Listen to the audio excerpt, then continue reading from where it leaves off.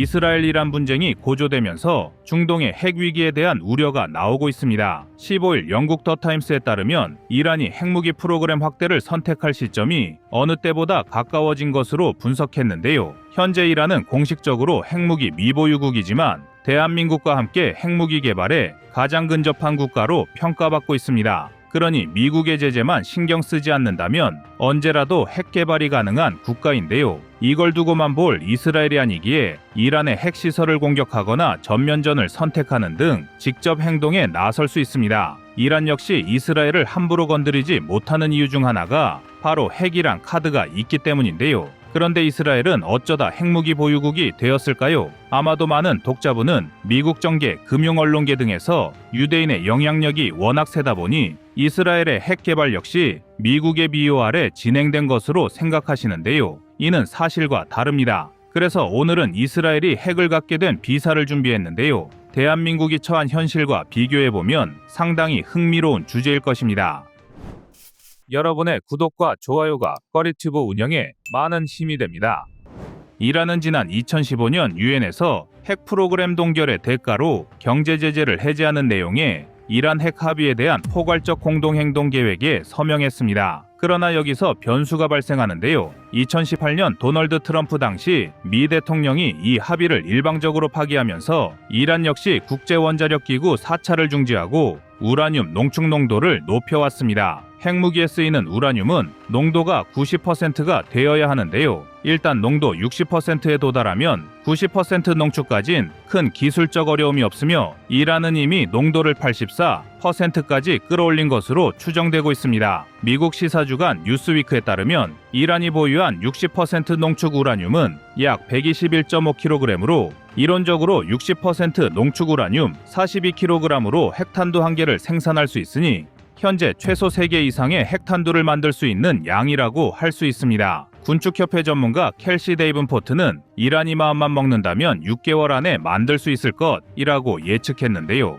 이스라엘은 이전부터 이란의 핵무기 개발을 막겠다고 공언해왔으며 지난 2020년 이란 핵 프로그램 책임자를 포함해 여러 명의 이란 핵과학자를 암살한 바 있습니다. 이란이 핵을 갖는 것에 대해선 무력으로라도 저지하려는 이스라엘이지만 현재 이스라엘이 핵을 갖게 된 역사를 살펴보면 많은 난관과 고난이 있었습니다. 현재 핵무기를 공식적으로 보유한 국가는 NPT에 가입된 미국과 러시아, 중국, 프랑스, 영국 외에 인도, 파키스탄, 북한, 그리고 이스라엘입니다. 이스라엘은 중동 유일의 비공식 핵 보유국으로 자국의 핵무기 보유에 대해 긍정도 부정도 하지 않고 있지만 최소 90개에서 최대 400개의 핵탄두를 보유하고 있는 것으로 추정되고 있습니다. 과거 미국은 핵 균형을 유지하고 현재 자신들의 전력 우위를 유지하기 위해 우방이라도 핵 개발하기를 원치 않았으며 이스라엘이 핵을 보유하게 되자 주요 수뇌부가 책임을 지고 물러나기도 했습니다. 그러나 이스라엘은 핵이 국가안보상 필수라고 봤기에 핵 개발에 진심일 수밖에 없었고 이를 위한 장기적 계획을 세운 것입니다. 아무리 미국의 동맹이라고 해도 쉬울 리 없었으며 이스라엘 역시 많은 리스크를 안고 진행한 프로젝트였습니다. 시간을 거슬러 올라가 2차 세계대전 후 프랑스를 이끈 드골은 생존을 위해선 핵이 필수라고 여겼는데요. 핵 개발을 끝까지 밀어붙인 인물이었습니다. 그리고 이스라엘은 이런 프랑스의 도움을 받아 미국 몰래 핵 프로그램을 진행할 수 있었습니다. 미국은 이스라엘의 디모나 지역에 외부 통제가 엄격한 대규모 시설 공사가 들어가자 의문을 제기했습니다. 그러나 이스라엘 총리 벤구리온은 아이젠하워 미 대통령에게 직접 걱정하지 말라며 미국이 지적한 단지는 대규모 섬유 공장 단지라고 미국을 안심시켰습니다. 물론 이는 거짓말이었는데요. 그러던 중 1960년 12월 미 유투 정찰기가 네게브 사막을 비행 도중 원자로와 비슷한 모양의 건물을 포착했습니다. 아이젠하워 대통령은 디모나 건설 현장의 정체를 밝히라고 이스라엘에 강력히 요구했습니다. 사진 말고는 다른 증거물이 없었기 때문에 100% 핵시설이라고 단정할 수 없었지만 미 내부적으로는 사실상 핵시설로 판단한 것인데요. 아이젠하워는 그 건으로 CIA 국장을 질타했는데요. 이스라엘의 핵시설을 3년 동안 까맣게 모르고 있었기 때문입니다. 결국 국장 덜레스는 사퇴했고 미국의 다음 대통령 존 F 케네디 역시도 핵 사찰을 받으라고 이스라엘을 압박했습니다. 그러나 이스라엘은 섬유 공장 단지라고 끝까지 우기면서 미국의 마음을 바꾸기 위해 애를 썼습니다. 벤구리온과 케네디가 주고받은 당시 서신을 보면 둘의 신경전은 2년간 지속했음에도 어떤 합의점을 찾지 못해 양국의 관계는 악화됐습니다. 결국 이스라엘은 케네디에게 2가지 조건을 제안하면서 협상하기에 이릅니다. 첫 번째가 미국의 대이스라엘 무기 판매 중단 조치를 해제하고 미국산 대공미사일을 지급하는 것이었고, 둘째는 디모나 사찰을 국제원자력기구가 아닌 미국 정부가 하는 것이었습니다. 그러나 미국이 1964년 디모나 사찰을 시행할 때도 이스라엘은 민수용 시설이라며 우겼고 미국 역시 증거물을 찾지 못했습니다. 실제로 이스라엘은 디모나 시설 일부를 감쪽같이 에너지 개발용, 담수화 개발용으로 꾸며놓고 그 부분만 살펴보도록 유도했는데요.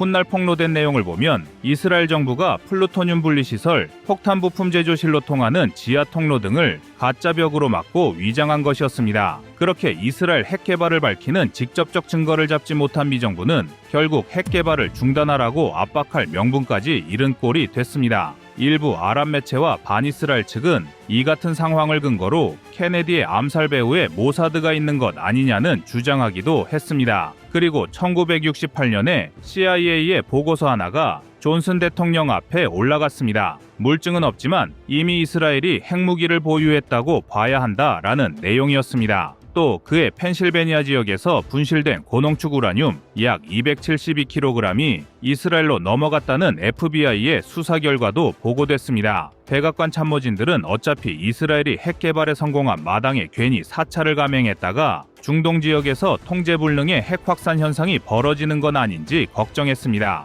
존슨 대통령은 1969년 퇴임을 앞두고 디모나 시설에 대한 추가 사찰 계획을 전면 중단했는데요. 그러나 1969년 대통령에 취임한 리차드 닉슨은 존슨이 덮으려 한 이스라엘 핵 문제를 다시 꺼내 들었습니다. 이스라엘 핵 개발 논란이 중동 국가 사이에서 잦아들지 않아 해결할 필요가 있었습니다. 소련은 미국의 염장을 지르듯 중동 국가들의 핵 기술을 전수해주겠다라고 환심을 사며 지역 영향력 확대를 시도하기도 했습니다. 상황이 이렇게 되자 닉슨은 소련과의 외교 전쟁에서 밀리지 않기 위해서라도 디모나 문제를 정리해야 했습니다. 그러나 결론적으로 닉슨은 이스라엘의 핵무기 보유를 암묵적으로 인정했는데요. 이스라엘의 핵 보유 사실 여부를 불투명하게 하는 외교 정책을 추진하기로 결정했습니다. 미국은 이스라엘의 핵 개발에 대해 더 이상 하려고 들지 않을 것이며 핵 개발 의혹은 그대로 남기겠다는 뜻이었습니다. 이로 인해 이스라엘의 핵은 보유했는지 안 했는지 모르는 미지의 상태로 둠으로써 이를 문제 삼는 측에 제한을 두면서도 이스라엘 적대국에는 핵 보복당할지 모르니 조심해야 한다는 억제력이 발휘되도록 하는 이른바 전략적 모호성이 발휘되게 됐습니다. 이스라엘과 미국의 오랜 기싸움과 수싸움 끝에 이스라엘이 결국 핵을 얻은 것인데요. 분명한 것은 이스라엘은 핵이 국가안보상 필수라고 봤으며 오랜 시간 노력해 원하던 핵을 얻었다는 것입니다. 이스라엘의 핵 개발 비사를 한국에 비추어 살펴본다면 특히 한국이 주변 강대국들에 둘러싸여 자국 방어를 위해 비밀리에 고군분투하는 이스라엘의 사례가 큰 의미를 가질 수 있습니다. 1960년대 이스라엘은 중동에서 핵무기를 갖추는 유일한 방법으로 생존을 확신했고 이를 위해 미국과 대립을 무릅쓰고 프랑스와 비밀리에 협력하여 독자적인 핵무기 프로그램을 추진했습니다. 미국의 지속적인 감시와 사찰 요구에도 불구하고 이스라엘은 내부 정치적 갈등을 감수하면서도 강력한 지도자들의 의지로 핵무기 확보에 성공했습니다. 이스라엘을 둘러싼 중동 분쟁이 이역만리의 먼 나랏일 같지만 사실 그렇지만은 않습니다. 미국으로선 배신같이 느껴졌을 이스라엘의 핵 개발 강행과 이를 막지 못한 실책은 1960년대 말대만 장제스 총통 그리고 1970년대 초 한국 박정희 대통령의 핵 개발 시도를 수단 방법 가리지 않고 어떻게든 막아야 한다는 결정에 알게 모르게 영향을 줬을 것입니다. 요즘 한국의 K무기가 아랍에미리트, 사우디아라비아 등에 귀한 대접을 받으며 수출되는 것도 이들이 예멘 후티 반군, 헤즈볼라, 이란 같은 친북 세력의 미사일 공격을 막아야 할 상황에 처해 있기 때문입니다. 이스라엘의 사례는 강대국의 비호를 받기 어려운 상황에서도 자국의 생존과 안보를 최우선으로 여겼다는 점에서 한국이 배울 만한 지점이 많습니다. 특히 중동과 같이 분쟁과 적대감이 가득한 지역에서 핵무기를 억제력으로 사용한다는 이스라엘의 전략적 모호성은 한국이 북한과의 대치 상황에서 취할 수 있는 중요한 시사점을 제공합니다. 미국의 강력한 압박에도 불구하고 생존을 위해 끝까지 핵무기를 포기하지 않은 이스라엘의 집념은 한국도 지정학적 위협 속에서 강력한 독립방위 체계를 구축해야 한다는 교훈을 줍니다. 현재 이스라엘이 처한 현실이 안타까우면서도 부럽게 느껴지기까지 한데요. 이러한 맥락에서 한국은 K방산의 성공을 기반으로 자국의 독립적인 방위력을 강화하고 특히 첨단 무기 개발에 있어 타국에 의존하지 않는 독자적 기술력을 갖춰야 할 것입니다. 여러분의 구독과 좋아요가 꺼리튜브 운영에 많은 힘이 됩니다. 다음은 24년 10월 5일 현무집속탄 영상입니다.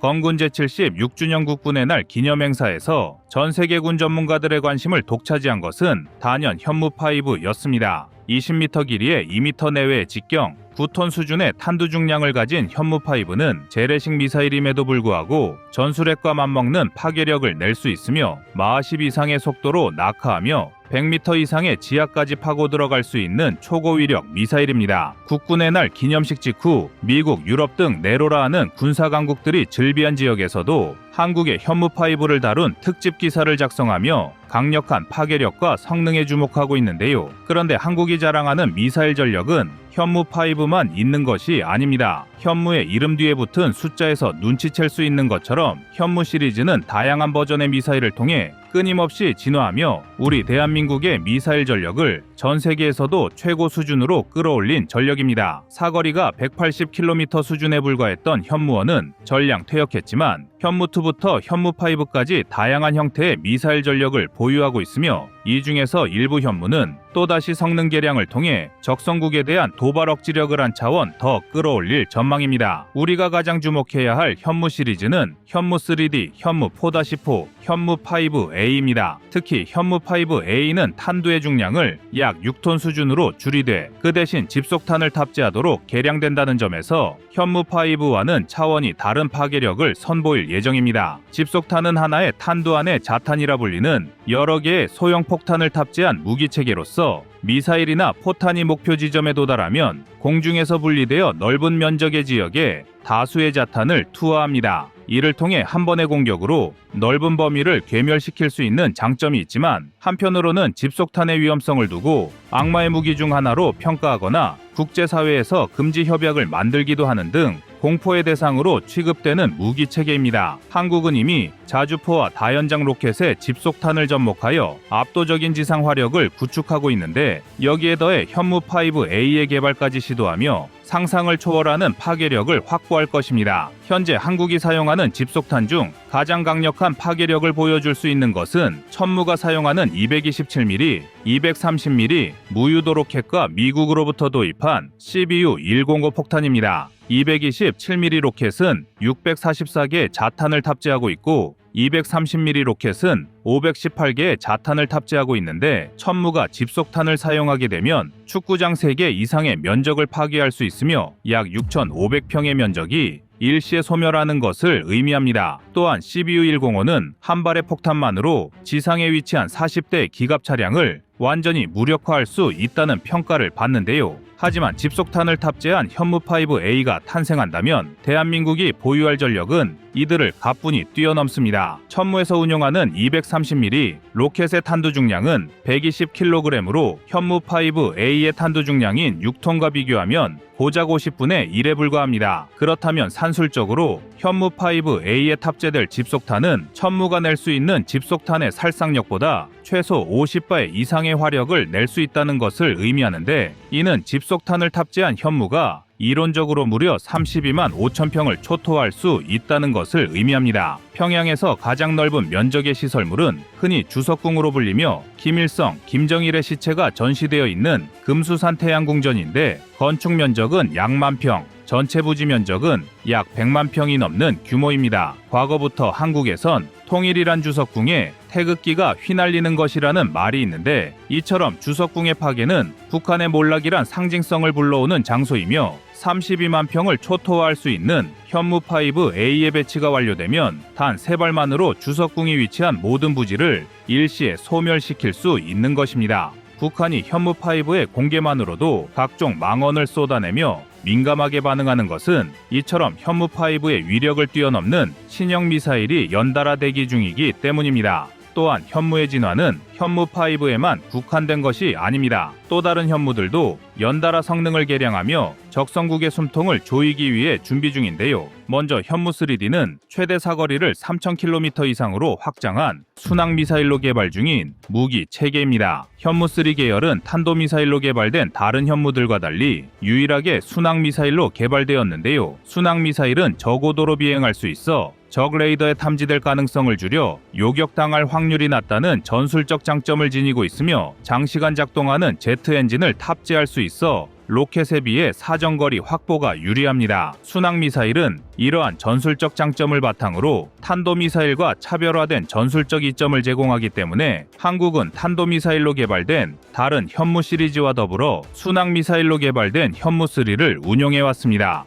그리고 우리 대한민국은 현무3D를 통해 최대 사거리가 3000km 수준의 장거리 순항 미사일을 보유할 예정인데요. 사거리 확보가 용이하다는 순항 미사일의 특성상 이미 지금도 현무 시리즈 중에서 가장 강력한 사거리를 보유한 현무3지만 기존에는 약 1500km의 사거리를 보유한 현무3C가 가장 긴 사거리를 보유하고 있었습니다. 하지만 사거리를 3000km까지 연장한 현무3D의 전력화가 완료된다면 대한민국의 미사일 전력은 지금과는 비교도 안 되는 강력함을 자랑하게 됩니다. 한국이 사거리 3000km의 미사일을 보유하고 있다는 것은 한반도에 대한 작전을 염두에 두고 운영 중인 북부전구는 물론이고 중국의 내륙까지도 타격이 가능하다는 것을 의미합니다. 중국 북부전구는 각각 진안시, 칭다오시, 선양시에 육해공군 지휘부를 두고 있는데 현무3D는 서울을 기준으로 해당 지역을 모두 타격할 수 있으며 중국 내륙에 위치한 청두, 충칭, 시안까지도 타격이 가능하여 유사시 중국의 도발에 맞서 강력한 억지력을 제공할 것입니다. 현무5와 같은 초고위력 미사일은 탄두 중량을 감소시키게 되면 3000에서 5000km 수준의 사거리를 확보할 수 있을 것이란 군 전문가들의 분석이 많지만 처음부터 사거리 3000km를 확보한 미사일과 탄두 중량을 조정해야만 사거리 확보가 가능한 것은 전술적으로 큰 차이를 불러옵니다. 따라서 한국이 현무3D의 개발을 완료하고 장거리 순항 미사일을 강화한다면 이는 한국군의 미사일 운용에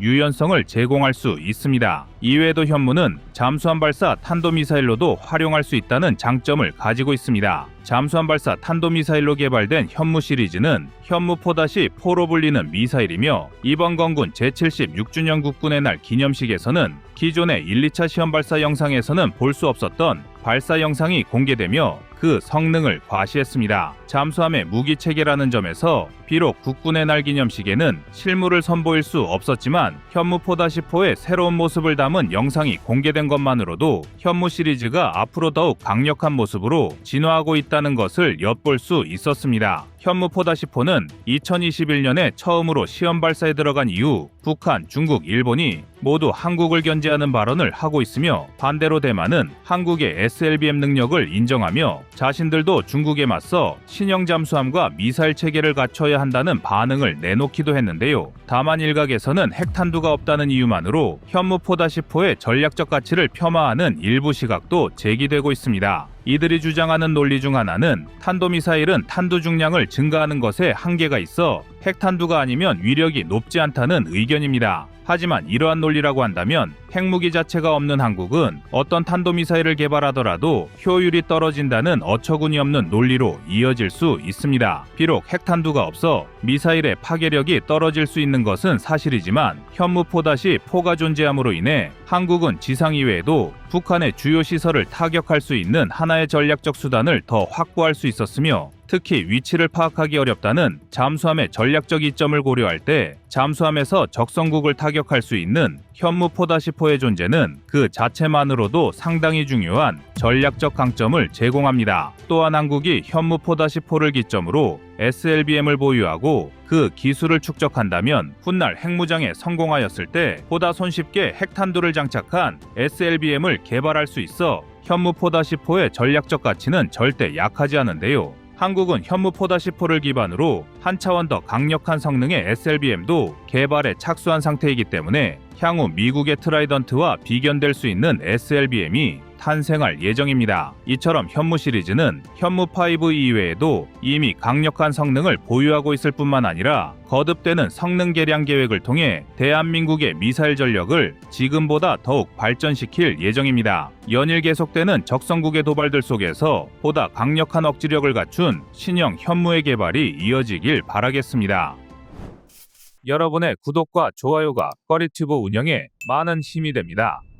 다음은 24년 10월 1일 중국 ICBM 영상입니다. 하늘을 가로지르며 날아가는 중국산 미사일의 모습이 인터넷을 통해 세계에 공개됐습니다. 궤적을 원양 관측선의 위치 등을 토대로 추적했을 때 이 미사일은 중국 남부 하이난을 출발하여 미군 괌 기지를 거쳐 무려 12,000km를 날아간 것으로 추정되는데요. 중국이 태평양으로 ICBM을 쏜 건 1980년 둥펑5 이후 처음으로 그동안 미국에 눌려왔던 기세를 펴고 제대로 도전해 보겠다는 심산이었습니다. 이번 발사는 최근 러시아가 RS-28 사르마트 ICBM의 발사 실패 직후 이뤄졌다는 점에서도 주목받고 있습니다. 과거 러시아의 로켓 기술을 카피하던 중국이 이제는 러시아를 누르고 세계 2강에 올라섰다는 자신감을 피력한 것인데요. 실제로 중국은 미국의 발사 성공률이 90%, 러시아가 85%지만 중국은 지금까지 100% 성공이라며 자신하고 있습니다. 그러나 이러한 중국도 주변국의 ICBM 실험에 대해선 대단히 경계하는 모습을 보이는데요. 특히 한국이 로켓 관련 실험을 공개할 때마다 딴지를 걸곤 했습니다. 중국은 대한민국이 누리호의 발사 때마다 중국의 1970년대 수준의 미사일이라고 깎아내리곤 했는데요. 이렇게 예민한 반응을 보인 이유가 바로 로켓 기술은 즉각적으로 대륙간 탄도미사일로 전환될 수 있기 때문입니다. 1960년대 시작된 중국의 ICBM 프로그램은 시간이 지남에 따라 발전과 업그레이드를 거듭해 다양한 미사일 시스템을 보유하게 되었습니다. 현재 중국의 ICBM 전력은 다탄두 기술, 고체 연료 기반의 신속 발사 능력, 그리고 이동식 발사 플랫폼을 갖춘 현대적인 시스템으로 구성되어 있습니다. 중국의 ICBM은 모두 둥펑 계열로 분류되고 있는데요. 둥펑5 시리즈까지는 중국이 초기에 개발한 액체 연료를 기반으로 제작되었습니다. 이중 둥펑5A 및 둥펑5B는 각각 단일 탄두와 다탄두를 장착할 수 있는 버전으로 최대 사거리가 13,000km에 달하여 미국 전역을 타격할 수 있는 능력을 보유하고 있습니다. 액체 연료를 사용하는 만큼 발사 준비 시간이 길지만 대형 핵탄두를 장착할 수 있다는 장점이 있습니다. 그리고 둥펑 31 시리즈부터는 자신들이 개발했다는 고체 연료를 사용한 ICBM으로 이동식 발사 플랫폼을 사용하여 기동성이 뛰어납니다. 둥펑 31은 약 11,000km 이상의 사거리를 가지며 둥펑 31A와 둥펑 31B는 개선된 사거리와 다탄두 기술을 적용한 버전입니다. 이 시리즈는 발사 준비 시간이 매우 짧다는 장점이 있으며 전술적 유연성이 높아 빠르게 반응할 수 있는 능력을 제공합니다. 그리고 이번에 공개한 둥펑 41은 중국의 최신 ICBM이자 가장 강력한 미사일로 평가받는 시스템입니다. 둥펑 41은 고체 연료 기반으로 최대 사거리가 14,000에서 15,000km로 추정되며 미국 전역을 타격할 수 있는 능력을 보유하고 있습니다. 또한 이 미사일은 다탄두 기술을 활용해 10개 이상의 개별 표적을 동시에 공격할 수 있습니다. 둥펑 41은 트럭, 철도, 사일로 등 다양한 발사 플랫폼에서 운용될 수 있어 생존성과 타격력이 매우 높은 것으로 알려져 있습니다. 중국의 ICBM 기술에서 가장 주목할 만한 발전 중 하나는 다탄두 기술의 확립입니다. 다탄두 기술은 하나의 미사일에 여러 개의 독립적인 목표를 타격할 수 있는 탄두를 탑재하는 기술로 적의 미사일 방어 체계를 무력화하는 데 효과적입니다. 둥펑5B와 둥펑 41에 이 기술이 적용되어 있으며 이는 미국과 러시아의 현대적 미사일 시스템과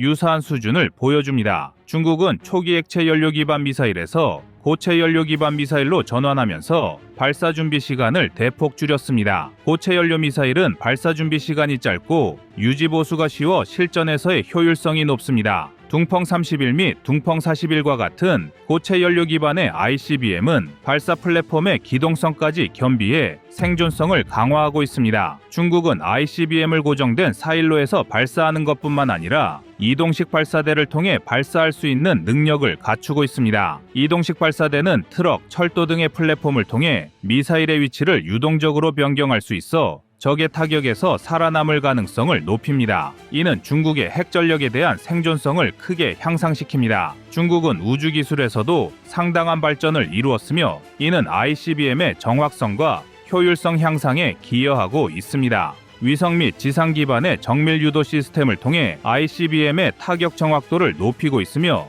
이러한 시스템들은 향후 미사일 방어 체계를 회피하는 데 중요한 역할을 할 것입니다. 그러나 현재 중국의 ICBM 전력을 미국, 러시아에 객관적으로 비교해보면 조금씩 뒤처지는 경향을 보입니다. 미국의 ICBM 전력은 대부분 고체 연료 기반의 LGM-30 미니트맨3에 의존하고 있습니다. 미니트맨3는 단일 탄두와 다탄두를 장착할 수 있으며 1000km 이상의 사거리를 가지고 있습니다. 미국은 또한 트라이던트 2D5와 같은 SLBM을 보유하고 있어 해상 및 육상에서 다각적인 핵 공격 능력을 갖추고 있습니다. 러시아는 RS-24 야르스와 RS-28 사르맛과 같은 최신 ICBM을 보유하고 있으며 특히 사르맛은 고성능 다탄두와 극초음속 미사일 시스템을 갖춘 차세대 무기로 평가받고 있습니다. 러시아의 ICBM은 북극권 및 다양한 환경에서 발사할 수 있는 능력을 보유하고 있어 중국보다 한층 더 진보된 수준입니다. 대한민국 역시 공개된 완성체는 없지만 이미 러시아에 준하는 미사일 기술을 가진 것으로 평가받고 있습니다. 한국의 국방기술력은 단순한 방어를 넘어 세계 무대에서 핵심적인 역할을 하는 수준까지 도약했습니다. 그 중에서도 ICBM 기술은 대한민국이 세계 최강국들과 어깨를 나란히 할 수 있는 핵심적인 자산으로 자리 잡고 있는데요. 이는 자주국방을 향한 오랜 노력의 결실이라 할 수 있습니다. 특히 대한민국은 중국뿐만 아니라 북한이라는 주적과 군사분계선을 맞대고 있습니다. 최근 북한은 러시아와 중국의 기술을 인계받아 ICBM 기술력을 극대화하고 있습니다. 가장 최근 분석된 발사체 천리마 이력만 봐도 엔진은 백두산 계열 한 단계 더 개량한 신형이며 이 역시 러시아에서 개발한 주력 90톤 포스급 RD-250 엔진을 역설계한 제품으로 추정되고 있습니다. RD-250은 인류가 만든 가장 큰 핵미사일 SS-18에 사용되었던 엔진으로 이미 오래전에 러시아의 기술이 북한으로 흘러들어간 증거라 할 수 있습니다. 이러한 우려는 여기서 끝이 아닙니다. 인양된 천리마 일형의 동체를 분석한 결과 북한의 발사체에는 러시아와 중국산 부품이 대량 사용됐다는 사실을 확인할 수 있었습니다. 그러나 반대로 생각해보면 북한의 로켓에 중국과 러시아 부품이 사용됐다는 것은 우리도 ICBM에 준하는 무기를 개발할 명분을 준 것이며 오히려 푸틴과 시진핑이 우리의 눈치를 봐야 할 상황까지 만들게 된 것입니다. 사실 그동안 대한민국은 러시아와 중국의 입장을 고려해 그들과 적대 관계인 우크라이나나 인도 등의 무기 수출을 어느 정도 자제해왔습니다. 그리고 최근 가제타, 브보르차, 슈퍼익스프레스 등의 유럽 언론들은 북한과 중국의 미사일 위협은 한국을 자극하고 있으며 어쩌면 그들이 가장 두려워하던 일을 자초할 수 있다고 경고하고 있습니다. 푸틴이 그토록 한국의 개입을 필사적으로 막았던 이유는 방산 능력이 막강한 한국이 우크라이나를 본격적으로 지원한다면 러시아를 무너뜨릴 결정타가 될 수 있기 때문입니다. 이러한 우려에도 중국은 ICBM 발사를 강행했고 이는 단순한 기술적 시험을 넘어 국제사회에 대한 정치적 메시지를 담고 있습니다. 먼저 그들은 미국과의 전략적 경쟁에서 자신들의 승리를 과신하고 있으며 이에 따라 주변 국가에 대한 군사적 지배력을 강화하려 하고 있습니다. 특히 미국의 인도태평양 전략과 동아시아 내 군사적 긴장이 고조되는 상황에서 중국의 ICBM 발사는 강력한 핵 전력을 통해 미국의 무언의 압박을 하고 있다는 해석도 나오고 있습니다. 현재 중국은 핵 삼축 체계인 지상과 해상, 그리고 공중에서 모두 핵을 운용할 수 있는 체계를 완성하는 데 집중하고 있으며 이는 장거리 미사일, 핵 잠수함, 폭격기 등의 전력 강화와도 연계됩니다. 이는 미국과 러시아가 갖추고 있는 핵 전력 수준에 도달하기 위한 시도로 평가받고 있습니다. 고체 연료 기술을 완성한 중국의 ICBM 기술력은 상당한 수준에 도달해 있으며 특히 다탄두 기술, 고체 연료 기반 시스템, 이동식 발사 플랫폼, 그리고 전략적 핵 억지력을 강화하는 데 집중하고 있습니다. 중국은 미국 및 러시아와의 경쟁 속에서 지속적인 발전을 이루고 있으며 향후 동아시아 및 전 세계적인 군사적 긴장 상황에서 중요한 변수가 될 것입니다. 대한민국 역시 기존 기술력을 바탕으로 방산과 항공우주 기술력을 계속 발전시켜야 할 텐데요. 중국에 대응할 수 있는 전력을 갖추는 것만이 우리가 가진 유일무이한 전쟁 억제 수단이란 사실을 잊으면 안 되겠습니다. 이상 꺼리튜브였습니다.